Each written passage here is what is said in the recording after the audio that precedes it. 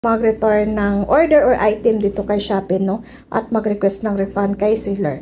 Okay? So, sa video nito mga lalabs, ituturo ko po sa inyo step by step kung paano natin gawin yan. So, una po natin gagawin ay punta po tayo sa ating pinaka dashboard ng ating account sa Shopee, no?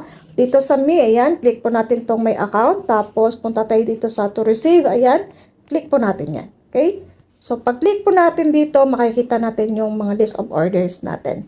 So, dito, piliin po natin yung gusto nating i-return. Tapos, make sure po na wag nyo po yan click yung order receive, ha? Wag nyo po click yan. Tapos, click nyo po yung dito po yan. So, return refund. Click po natin yan.